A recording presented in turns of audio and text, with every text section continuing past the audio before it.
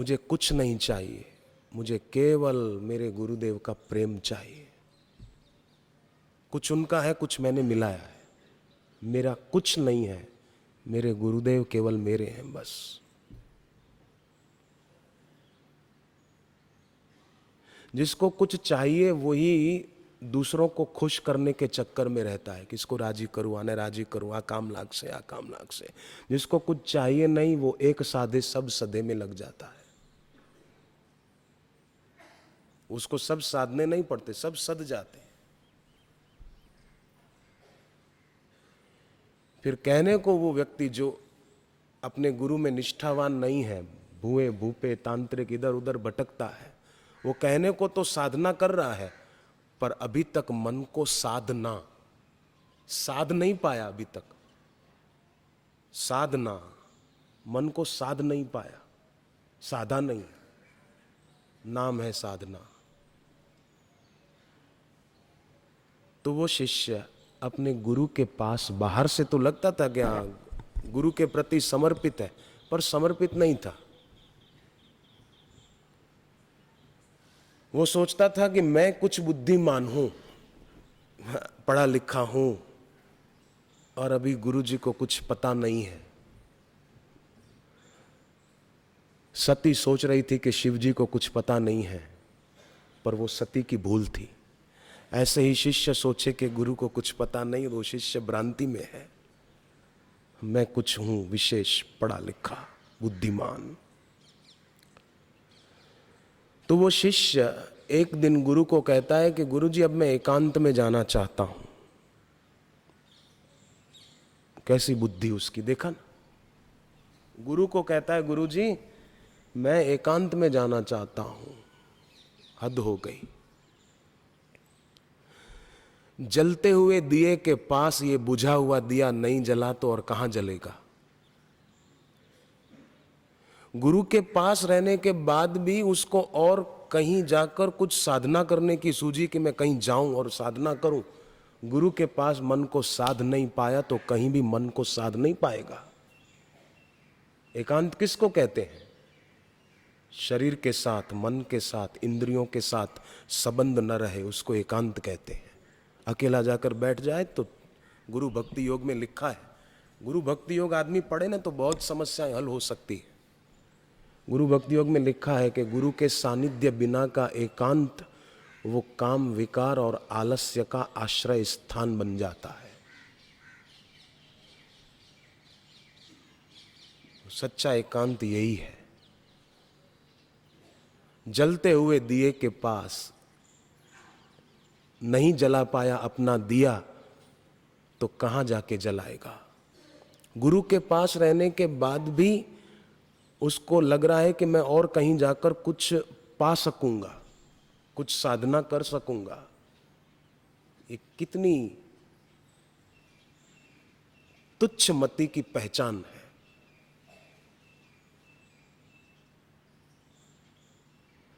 समझ लो कि उस बेचारे ने अपने गुरु को अभी जाना नहीं है, अपने गुरु को पहचाना नहीं है। गुरु ने कहा ठीक है, देखा गुरु ने के कहने से मानेगा नहीं, मन के कहे में है, मेरे कहे में नहीं है, जाओ। तो गया, साधना करने लगा, पर भीड़ में था। लगता था एकांत में, पर भीड़ में था। मन में चलता रहता था कि लोगों को पता चलना चाहिए कि मैं एकांत में हूं, लोगों ने खबर पड़वी જોઈએ, મને એકાંતમાં સાધનામાં मन लागे छे। अब सोचो ये बात मन में है तो ये साध रहा है मन को कि मन के अधीन हो रहा है। लोगों को पता चले जरा मैं एकांत में हूं। तो धीरे धीरे लोग पता चला, लोग आने लगे तो जानबूझ कर के मैं विशेष साधन निष्ठ हूं, किसी से मिले भी नहीं। अब देखो बात लगेगी पतेगी कि ये तो बहुत अच्छी बात है, किसी से मिलता नहीं था, अकेला रहता था, किसी से नहीं मिलता था, वाह वाह ये तो बहुत अच्छी स्थिति है। कोई आए तो टाइम ही नहीं दे, उसको मिले ही नहीं। तो लोग समझने लगे कि बड़ा कोई सिद्ध महापुरुष है, बाहर आने की फुर्सत ही नहीं। घणी बार सूतो पण होए अंदर, कई बार सोया भी रहे, लोगों को लगे कि ना अंदर कमरे में वो ध्यान लगा के बैठा है।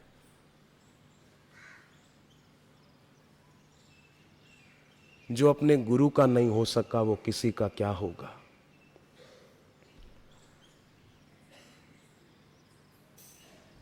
दिन बीतते गए। एक दिन गुरु ने सोचा कि मैं जाऊं जरा देखूं। लोग तो उसके बारे में ऐसा बोल रहे हैं पर मामला कुछ और है। वो गए गुरु। अब आश्चर्य, गुरु आए फिर भी वो बाहर नहीं आया। उल्टा ये सोचने लगा कि साधारण लोगों की तो बात क्या, अब तो गुरु को भी आना पड़ गया मेरे पास। मैं कितना साधना में आगे बढ़ गया। दूसरों की तो बात छोड़ दो, अब गुरु को मेरे पास आना पड़ गया। गुरु की उदारता नहीं सोची, गुरु की सरलता नहीं सोची कि मेरे गुरुदेव कितने महान हैं, कितनी सरलता की मूर्ति हैं कि मेरे गुरुदेव स्वयं कष्ट लेकर के आए। ऐसा सोचकर उसके मन में अहोभाव नहीं आया। वो सोचने लगा कि साधारण लोगों की तो बात छोड़ो, अब तो गुरु को मेरे पास आना पड़ गया। अब मैं पूरा हो गया, अब मैं पूर्ण हो गया। गुरु को आना पड़ा, बात पूरी हो गई। सचमुच बात पूरी हो गई। धिक्कार है तेरी सोच को कि गुरु को आना पड़े।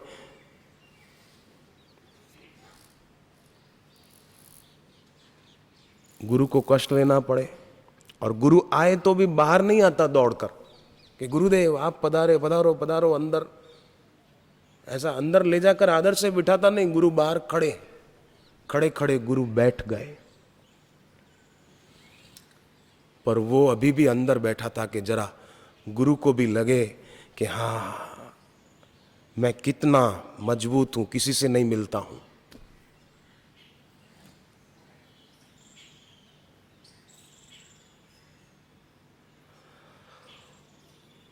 शिष्य के हृदय में अपने गुरुदेव के प्रति कैसा भाव होना चाहिए, ये जानने के लिए मैं अक्सर कहता हूं कि गुरु भक्ति ध्यान नाम की कैसेट है, वो सुननी चाहिए।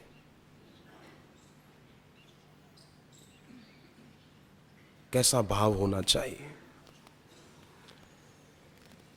अब बाहर बैठे बैठे गुरु ने एक लीला की।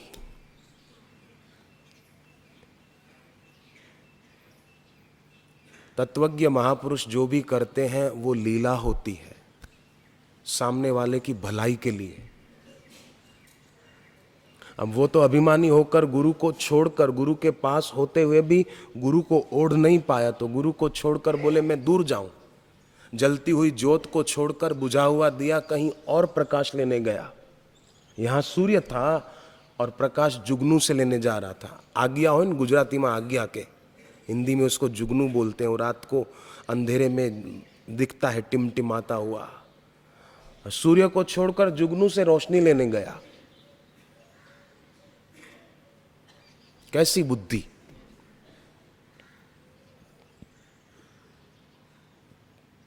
अगर ये सोच होती कि मुझे कुछ नहीं चाहिए, मेरे गुरुदेव का प्रेम चाहिए, उसमें सब आ जाता।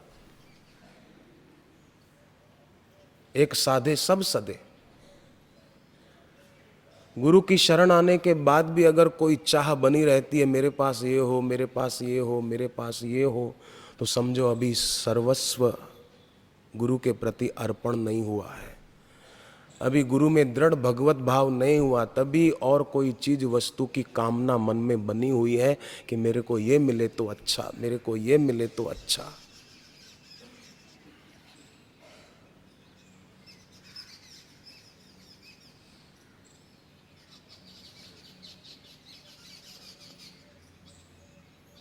विराग। गुरुदेव के जीवन में देखो न कैसा वैराग्य है। संपत्ति सुविधा सब छोड़ दी।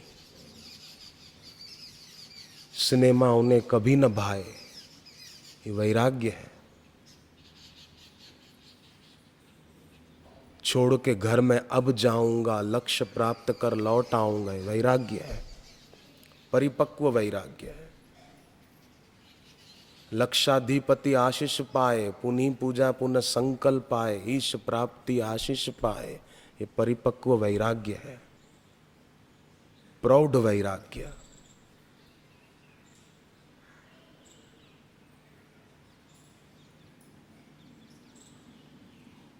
थोड़े चने थे वो भी फेंक दिए बनास नदी में, कुछ नहीं रखा अपने पास। एक दिन मन उकता गया, किया डीसा से कूच, आई मौज फकीर की, दिया झोंपड़ा फूंक। परिपक्व वैराग्य। और लोग तो उल्टा और चाहते हैं कि जरा मेरे को ये भी मिल जाए, मेरे को ये भी मिल जाए, मेरे पास ये भी होना चाहिए, ये भी होना चाहिए, ये भी होना चाहिए।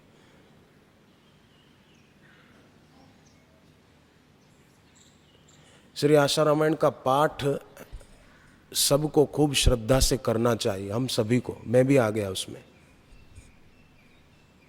अकेले में बैठकर पढ़ना चाहिए, और जरूरी नहीं है कि एक टाइम में पूरा ही कर दो। हाँ, सामूहिक बैठे हो तो बात अलग है, पूरा पाठ करना है। पर कभी कभी अब मुझे लगता है अकेले में बैठकर दो दो पंक्तियां भी पढ़ने जैसी है। और जैसा गुरुदेव ने अपने जीवन में किया, वो हम लोग भी अगर करेंगे, आचरण में लाएंगे, तो हमको बहुत लाभ हो सकता है।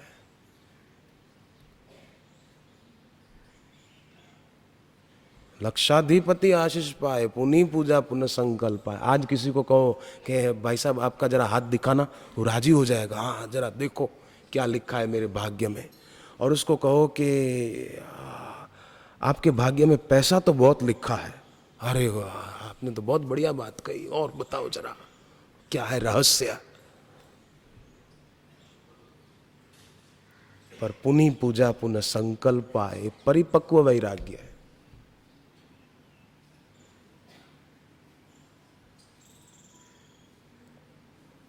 पढ़े तो ना श्रद्धा से, जो पढ़ते हैं उनको लाभ बहुत होता है। उनकी समझ बढ़ती है। जो जिनका विश्वास नहीं, जो नहीं पढ़ते, वो लाभ भी नहीं उठा पाते।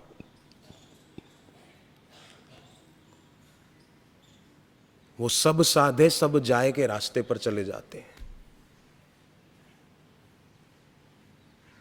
पुराणों में जो कथा आती है वेद धर्मा ऋषि की, गुरु शिष्य संदीपक, गुरु को कोढ़ हुआ है शरीर पर, पीप मवाद बहता है, फिर भी वो शिष्य सेवा करता है गुरु की। उसकी सेवा और भक्ति से खुश होकर शिवजी प्रकट हो गए, वरदान मांगो। तो उसने कहा कि मेरी तो कोई इच्छा नहीं है, मुझे कुछ नहीं चाहिए, मेरी कोई इच्छा नहीं है। आप अगर कुछ देना चाहते हैं तो मेरे गुरुदेव का स्वास्थ्य अच्छा हो जाए, ऐसा वरदान दे दो। तो शिवजी बोले कि मैं तो दे दूं, पर तुम्हारे गुरु राजी हैं, जाओ पहले गुरु को पूछो। तो वो गुरु को पूछने गया तो गुरु ने डांटा, तेरे को सेवा नहीं करनी तो भाग जा, मेरे लिए तू शिवजी से मांगने वाला कौन होता है, जा चला जा घर। तो उसने ये नहीं कहा कि मैं तो आपके तबीयत के लिए सोच रहा था, नहीं नहीं गुरुजी मेरी गलती हो गई, अब दोबारा कभी नहीं मांगूंगा। आया शिवजी के पास, बोले कुछ नहीं चाहिए, मुझे कुछ नहीं चाहिए, आप पधारो। तो शिवजी बड़े प्रसन्न हुए उसकी निष्कामता से, उसकी गुरु भक्ति से। गुरु भक्ति किसको कहते हैं और गुरु सेवा किसको कहते हैं? गुरु से भिन्न दृष्टि का अभाव ही गुरु भक्ति है। गुरु का चित्र सामने रखकर दिया जलाता रहे, ठीक अच्छा है, करना चाहिए। जप में मन लगेगा, कोरे वेदांती की तरह आसन बिछा के बैठ जाएगा धड़ाम से तो जप में मन नहीं लगेगा, कहीं और मन लगेगा। विधिवत गुरु की पूजा करके आरती करके बैठेगा तो मन लगेगा, गुरु से मानसिक संबंध जोड़ के बैठेगा मन लगेगा। शुष्क वेदांती की तरह बैठ जाएगा मन नहीं लगेगा। तो ये बहिरंग पूजा बहुत अच्छी है, पर अंतरंग पूजा, जैसे मूर्ति में प्राण प्रतिष्ठा होती है, ऐसे प्राणों में गुरु के नाम की प्रतिष्ठा हो, ऐसा हम सबको हो। तो शिवजी राजी हुए उसकी गुरु भक्ति से कि देखो कैसी निष्कामता है, कुछ नहीं चाहिए। गुरु ने डांटा इसको, फिर भी गुरु से माफी मांग के आया कि आप पधारो अपने धाम में। ये पौराणिक कथा है, उपजाई हुई कहानी नहीं है। वो सेवा करता रहा सच्चाई से, लगन से। आखिर विष्णु भगवान उसकी सेवा भक्ति से प्रसन्न होकर आए, बोले वरदान मांगो। उसने फिर वही बात कह दी, मुझे कुछ नहीं चाहिए। विष्णु भगवान पधारे हैं और वो कहता है मुझे कुछ नहीं चाहिए। और आजकल तो ऐसे होते हैं, दूसरों को बोलते रहते हैं मेरे को ये चाहिए, मेरे को ये चाहिए, मेरे को ये चाहिए, मेरे को ये चाहिए। क्या चाहिए?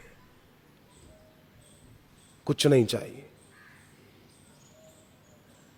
कुछ न चाहने से सब कुछ मिल सकता है, कुछ चाहने से तो कुछ मिलेगा, कुछ न चाहने से सब कुछ मिल जाएगा।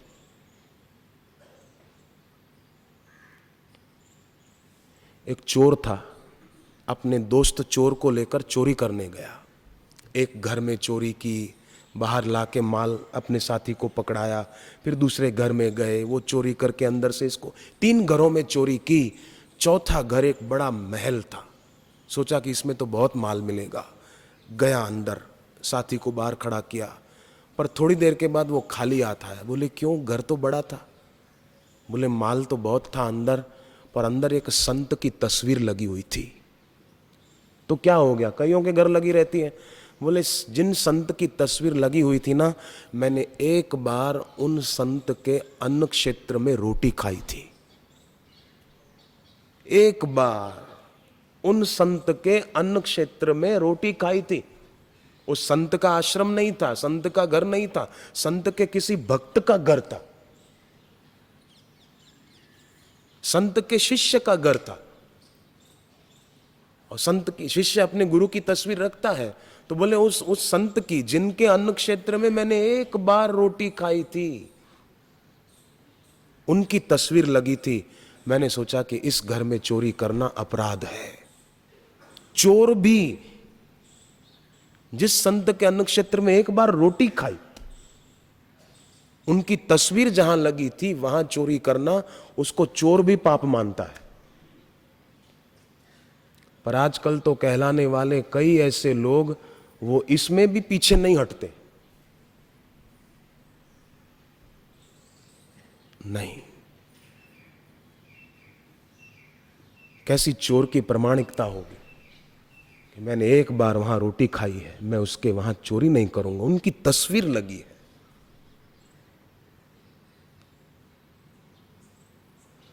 विष्णु भगवान प्रकट हुए कि मांगो मांगो, क्या मांगते हो, मैं खुश हूं। तो उसने कहा कि एक बात तो ये कि मुझे कुछ नहीं चाहिए। बोले नहीं, मैं दिए बिना जाऊंगा नहीं, कुछ मांगना पड़ेगा।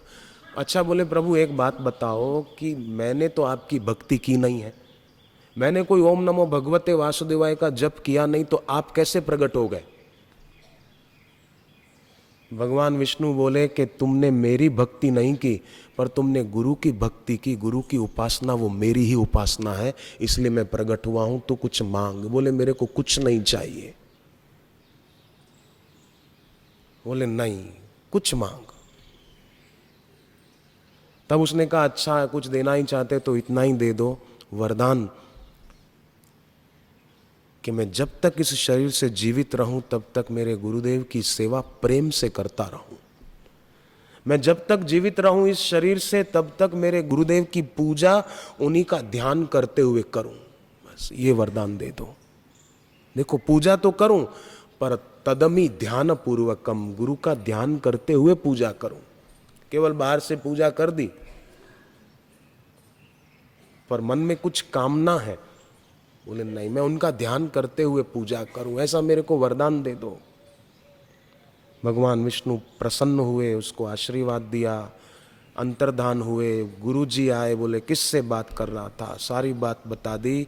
गुरु ने उस शिष्य को गले से लगा दिया। अब एक शिष्य ऐसा भी था, अब एक शिष्य ऐसा कि गुरु बाहर खड़े हैं और वो अंदर बैठा है पद्मासन लगा के, आंख बंद करके, कि साधारण लोग तो आते थे, आज गुरु भी आ गए, अब तो मेरी साधना पूरी हो गई, पूरी हो गई, सच में पूरी हो गई। काफी देर बीती, उसने दरवाजा भी नहीं खोला तो गुरु ने क्या लीला की, गुरु कुछ भी करते हैं सामने वाले की भलाई के लिए। अब न समझ पाए सामने वाला तो उसका दुर्भाग्य। गुरु शिष्य पर चोट भी करते हैं तो उसकी खोट निकालने के लिए चोट करते हैं। लोहे को भट्ठी में तपाया जाता है तो आकार देने के लिए। दर्दी अगर बोले कि मैं डॉक्टर से इंजेक्शन नहीं लूंगा तो वो ठीक कैसे हो पाएगा। तो गुरु ने लीला की, एक ईंट उठाई और पत्थर पर घिसने लगे तो आवाज आने लगा, घर घर घर घर, ईंट घिसने का। थोड़ी देर तो वो सुनता रहा ईंट का आवाज, पर फिर उसको आया गुस्सा कि ये क्यों गुरु ऐसा कर रहे हैं, आवाज हो रहा है, मेरे को डिस्टर्ब हो रहा है, क्यों कर रहे हैं ऐसा। अंदर अंदर गुस्सा करने लगा, पर फिर मन में सोचने लगा कि शायद मेरी परीक्षा कर रहे हैं गुरु। कोई बात नहीं, मैं भी पक्का हूं, मैं उठूंगा ही नहीं, आंख खोलूंगा ही नहीं, मैं पक्का शिष्य हूं। काय का शिष्य तू, शायद मेरी परीक्षा। और कोई ढीठ भी होता है ना, नक्कट्टा आदमी, उसको गुरु कितना भी कहे वो बोलेंगे गुरु तो परीक्षा कर रहे हैं। परीक्षा तेरी और परीक्षा, और बोले गुरु तो कसौटी करते हैं। जैसे उसको लग रहा था कि गुरु तो परीक्षा कर रहे हैं, शायद ऐसा है। बैठा रहा अंदर, आया नहीं। अब यही तो परेशानी है गुरु के लिए। गुरु परिश्रम कर रहे हैं बाहर और वो आता नहीं। गुरु तो चाहते हैं शिष्य का उद्धार हो, पर शिष्य गुरु के पास आए नहीं भीतर से। काफी देर ईंट घिसते रहे घिसते रहे घिसते रहे, आधी ईंट से भी ज्यादा घिस गई होगी।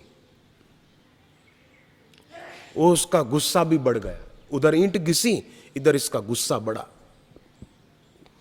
दरवाजा खोला, दरवाजा खोला, सामने गुरु को देखा पर प्रणाम नहीं किया।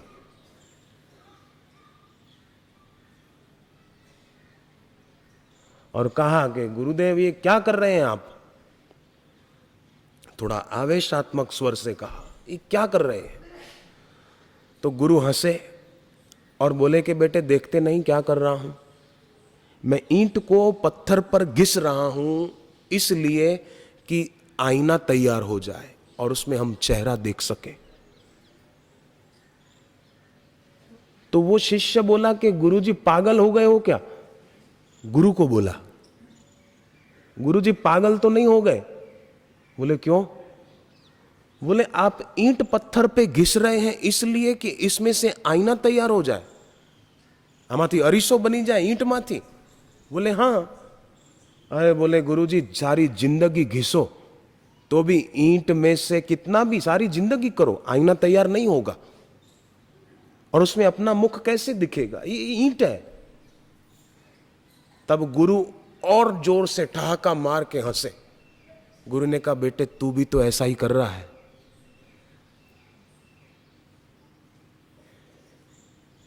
तू अभी तक अपने मन को साध नहीं पाया, इतने समय से यहां अकेला रहता है, जलती हुई ज्योत के पास दिया नहीं जला पाया तो कहां जलाएगा।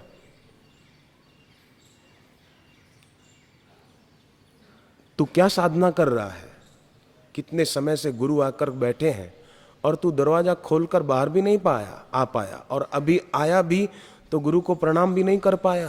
तू भी तो ईंट घिस रहा है, तू भी तो पत्थर घिस रहा है कि और कुछ कर रहा है।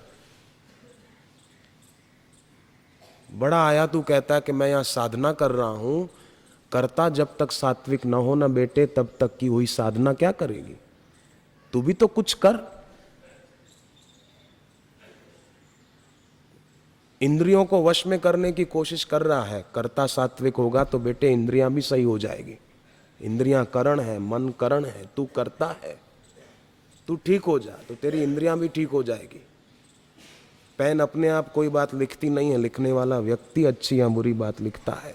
ईंट को कितना ही घिसो, ईंट दर्पण नहीं हो सकती। और शायद हो भी जाए, चलो कोई जादू टोना करे, कुछ करे, ईंट दर्पण हो भी जाए। और लोग जिसको दर्पण कहते हैं वो रेत का ही रूपांतर है।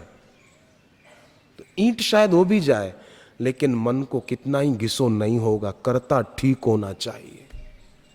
कर्ता अहम को छोड़े, संबंध विच्छेद करे और वीतराग विषयम वा चित्तम, जो वीतराग गुरु हैं उनकी भक्ति करेगा तो ही हो पाएगा, नहीं तो नहीं हो पाएगा, कितना ही कुछ करे।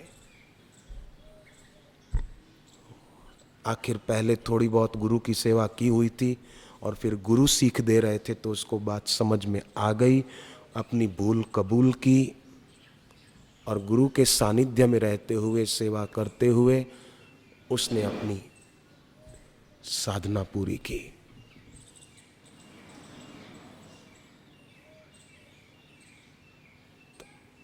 इस प्रसंग से हम सबको भी यही प्रेरणा मिलती है कि गुरु के पास रहना तो है पर अपना सर्वस्व अर्पण, माने अपनी मान्यताओं का, अपनी अक्कड़ पकड़ का उसका होना चाहिए समर्पण। दूर बैठे हुए भी जिनका समर्पण होता है ना, तो वो अपने बिगड़े काम संवार लेते हैं।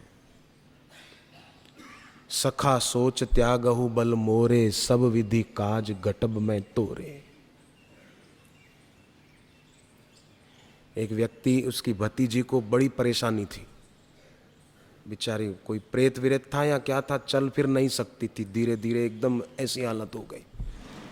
तो दो व्यक्ति मदद करके उसको उठाकर लाए थे यहाँ आश्रम में। इन दिनों बापूजी का मौन था 3 महीने का, जब सन 2001 में वो लेके आए, उसको गोद में उठाकर ही परिक्रमा की, फिर आकर के बैठे तो मौन में ही गुरुदेव शाम को दर्शन देने के लिए निकट पधारे। तो वो व्यक्ति भी कुछ बोला नहीं, हाथ जोड़े वो बस दर्शन करता रहा। तो गुरुदेव ने हाथ के इशारे से, संकेत में ही मानो, उसको कुछ कह दिया। वो उस समय खड़ा होकर बोला नहीं, ये मेरी भतीजी है, आने बहुत तकलीफ से, हमें बहु हैरान थई गया छिए, ऐसा अधीर नहीं हुआ वो। मुझे तो आदमी मिले तो मैं तो उसको प्रणाम करूंगा, मेरे पास है नाम पता लिखा हुआ है, कभी मिलेगा तो मैं उसको प्रणाम करूंगा। कैसी उसकी बुद्धि है, भले भतीजी को तकलीफ थी, आश्रम में लाया, पर गुरुदेव के सामने बोला नहीं फालतू भाषा, फालतू शब्द, हाथ जोड़े बैठा रहा बस। और उसकी श्रद्धा ने उसका काम भी बना दिया। धीरे धीरे दूसरे दिन से उनकी भतीजी ठीक होते होते बिल्कुल चलने फिरने लग गई और बाद में उसकी शादी भी हो गई। भूत पिशाच निकट नहीं आवे, महावीर जब नाम सुनावे। ये सुना हुआ भी है, कई लोगों ने पढ़ा हुआ भी है, पर फिर भी उसमें निष्ठा न होने के कारण लाभ नहीं होता है। गाजियाबाद में एक माणस, एनु नाम सतीश भाई, एनी दीकरी 9 वर्षनी, उसके अंदर एक प्रेत आता था। तो आदमी ने सोचा कि अब क्या करूं, तो शाम के समय ऑफिस से आकर जप कर रहे थे। जप करते करते खाली मन में कहा कि गुरुदेव इसको आशीर्वाद दो, इसका भला हो जाए, दिल से इतना ही कहा। सचमुच थोड़ी देर के बाद वो बच्ची उठकर आई और कहा कि पिताजी मैं बिल्कुल अपने को ठीक महसूस कर रही हूँ, मैं एकदम अपने को हल्का फूल जैसा महसूस कर रही हूँ, मेरा सिर भी हल्का हल्का निर्भार हो गया। बोले कैसे हुआ? बोले पिताजी बापू आए थे और मैंने देखा कि उस प्रेत को भगाया जो मुझे तंग करता था, मैं बिल्कुल ठीक हूँ। वो बच्ची ठीक है। कई तो ऐसे खुद तो भूए भूपों की शरण में जाते हैं और दुखी रहते हैं और दूसरों को भी ले जाते हैं कि चलो तुम भी चलो, तुम्हारी अंदर एक कंईक छे, मने वो लागे छे, तुम्हारी अंदर एक कंईक छे, तुम्हारे अंदर भी कुछ है, हाँ हाँ ऐसा लगता है कुछ है। क्या हो सकता है? जो साधक है, जो गुरु का भक्त है, कौन उसका बाल बांका कर सकता है? किसकी ताकत है कर सके? संत एकनाथ जी महाराज बोलते थे, सदगुरु के नाम की गूंज त्रिलोक में वंदनीय होती है।